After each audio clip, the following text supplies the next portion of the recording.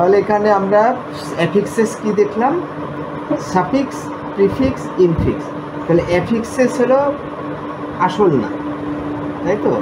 আর আমরা নাম্বারটা কি, নাম্বার মানে সিঙ্গুলারও হতে পারে প্লুরালও। তাহলে সিঙ্গুলার হলো কি এ ম্যাঙ্গো, আর প্লুরাল হলো ম্যাঙ্গোস, তাই তো, ম্যাঙ্গোস। ঠিক নাম্বার মানে সিঙ্গুলার অথবা প্লুরাল, ঠিক এফিক্সেস মানে হলো প্রিফিক্স, সাফিক্স আর ইনফিক্স। তো প্রিফিক্সে আমরা কি দেখছি যে কাউন্টারের আগে ইএন লিখলে কি হয়, এন কাউন্টার।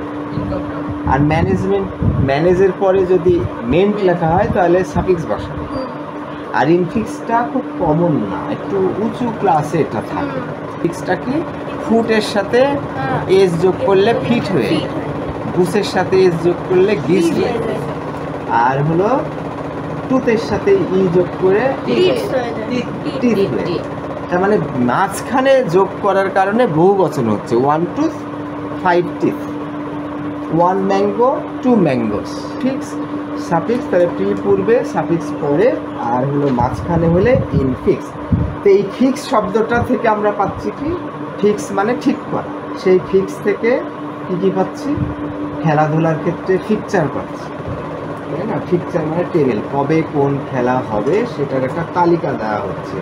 আর তুই ঘড়ি নষ্ট হলে কী করবি, ফিক্স করবি।